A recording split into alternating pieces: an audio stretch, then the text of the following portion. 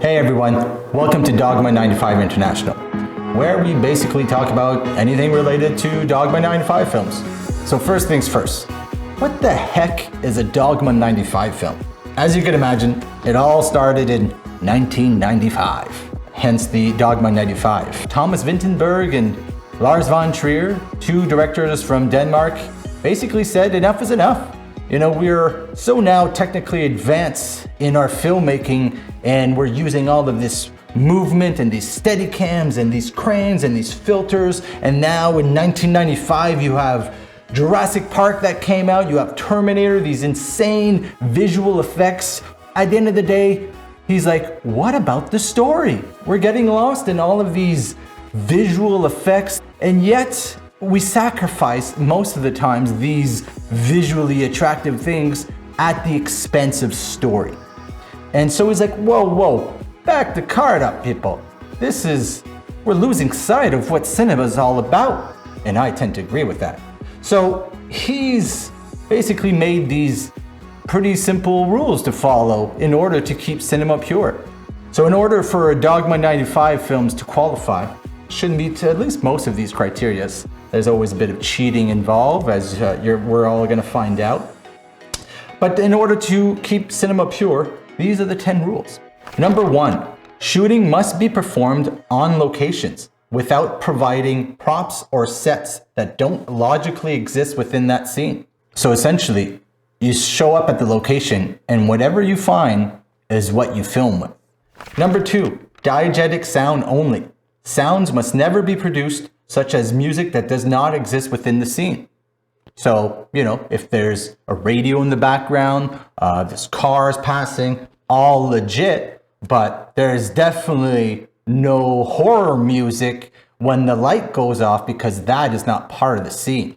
So, and it's, you know, then you find out how manipulative music is, right? We tend to lean on it a little too much. When we want sadness, we add the sad music. When we want the happiness, we add the happy music. So we rely on it instead of actually using storytelling to actually make us feel that. We manipulate the audience and kind of a little too easily with music. So therefore, the only music you should use is the one that you recorded on the day. Number 3, all shots must be handheld.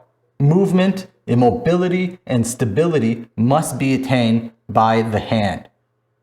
I really like this one, you know, in the sense that it has that immediacy, it has that reality, documentary feel, it automatically lends its style, but most importantly, it does allow you to move a lot faster when you don't have to, you know, have a tripod or think of a dolly track or anything like that. The camera's always on your shoulders. If the character moves, you know, how do you move the camera? Well, with your feet, that's all you got. Or a wheelchair or, you know, anything like that you could put the camera on your shoulder. Number 4, the film must be in color with no special lighting. If there's not enough exposure, a single lamp may be attached to the camera. That was interesting, especially 1995. Film stocks were not that, well, they were decent. You could push it a few stops, but definitely not the dual gain ISO that we have on, for example, my Sony a7S III goes to 12,500. Was not able to get that type of exposure before. So they did allow for that. But I would say even digital, you definitely don't even need that little lamp because now they're so amazing. It's just more about finding the light. But I do like this because, again, we rely often on lighting to do a lot of the heavy lifting in terms of the emotion of the scene. And, you know, as beautiful it is, it does take time to set all that up. It takes a lot of gear, it takes a lot of manpower. And, you know, when you're just a small production, well, lighting is difficult and expensive and a big part of your budget and a big part of your time. So imagine you free that up. You don't even have to worry about anything. All you have to worry about is where the sun's going to be. Is it day or night? Is it interior or exterior? And based from that, that's how you decide your lighting. So it is very, as a professional cinematographer that does this for a living, that moves lights and takes, you know, 45 minutes to light a scene at times. It's just so freeing to be able to not even worry about lighting and just point the camera where the lighting is the best. Number 5, there can be no optical work or lens filters. I'm a big person that uses a lot of optical filters and diffusions on the lens. So I feel like this rule is for me. But essentially, again, you should not have to mask or alter the image in order to make it feel a certain way. What you get is what you get. And number 6, no superficial action, such as staged murders, elaborate stunts, etc. And this one, they use your moral judgment, but essentially there should be no guns firing. Again, unless you're filming it live and the gun was there, technically there should be no gun firing, right? That's always a gray area in the Dogma film, and we'll talk about how much we could push those boundaries. But essentially, you shouldn't have to rely on this very elaborate action in order to start the drama, in order to tell your story. You should be able to not have to use those visuals in order to get that excitement. Your story should be exciting on its own. You don't need to drop a person off 12 stories or see the impact of a gunshot or have to visually see a car crash. You could definitely have those elements, but essentially you shouldn't have to be able to show them in order to get the sense of them. You should be able to use them in your story through storytelling and not have to rely on the visual of it to communicate that. Number 7, geographical alienation is strictly forbidden, meaning the film must take place here and now. I really appreciate this rule. I think this one has the greatest impact on how you're going to tell your story, just by essentially limiting you to tell the story in linear fashion, such as the characters discovering their world, going through the drama, the audience is also discovering it along. So meaning that you can't use flashbacks. You can't be like, oh, why is this person sad? And then cue flashback, and we realize that he, when he was young, mom got in a car accident, this is why he's an alcoholic, so on and so on.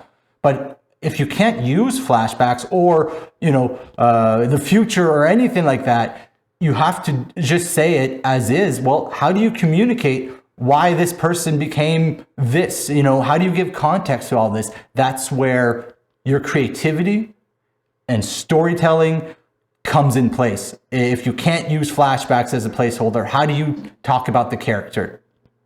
So I really appreciate this rule, and I think it does have the most impact on everything. If you would only use this rule, I still think that it's very close to a Dogma film. Number 8, no genre movies. And this is easy. Essentially, don't try to mimic a Western. Don't try to mimic a horror film. It's going to be a Dogma film. That's the genre that it's actually going to be. It's almost its own genre. Actually, kind of oxymoron. Number 9, Academy 35mm is the only accepted film format. Well, that's a little outdated. I think, let's be honest, we're going to have to update this rule because I don't see any independent indie filmmaker that's making a no-budget film shooting on 35mm format. That is insane. So let's modernize this Dogme95 valve chastity.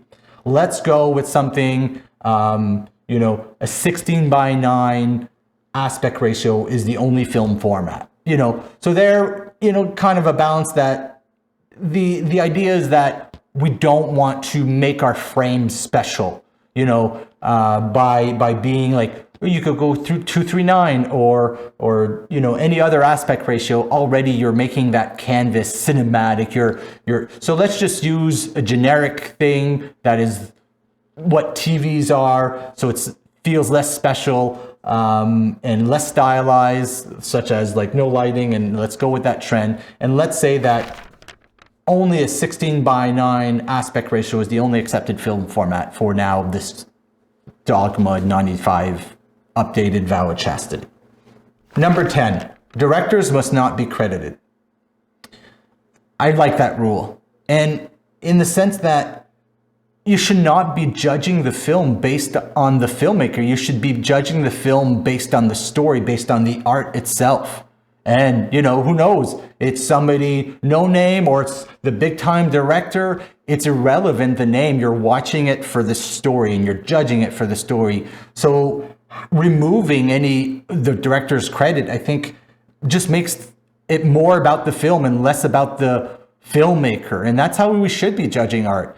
So those are the 10 commandments. And you know, you're going to see some of them as you yourself are making your Dogma films or seeing Dogma films.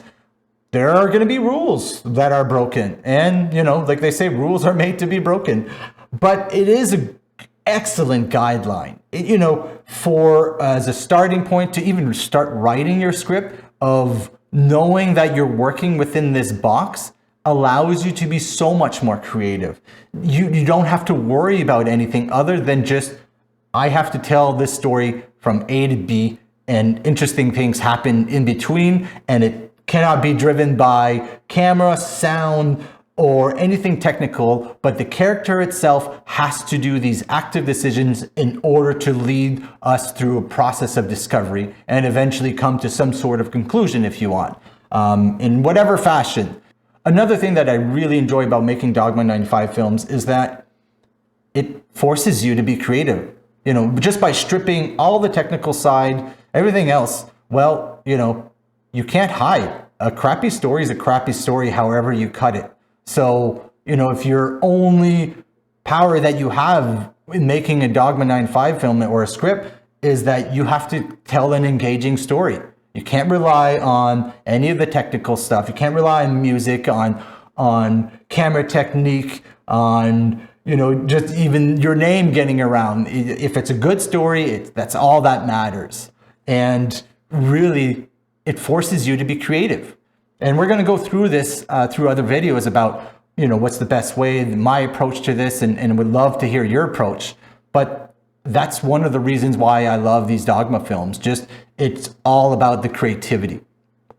Now, another aspect of this Dogme95 International channel is the idea is to get other filmmakers to make these along with me. I would love to be able to also view your film and be able to critique it and see what was successful and just see how your interpretation of what a Dogme95 film is. And so if you have one that you've already made, please put it in the comments, and I'm going to review them.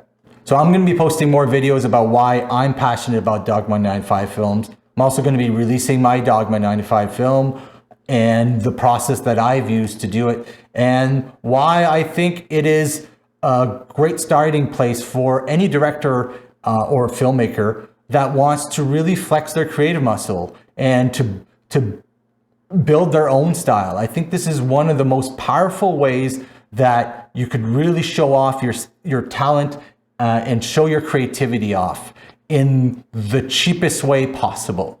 And I promise you, if you do a few of these, even one of them, you will learn so much more than you can at any film school. And that's a promise. So hopefully subscribe to this channel so you'll get notification on my next videos. All right, ciao for now.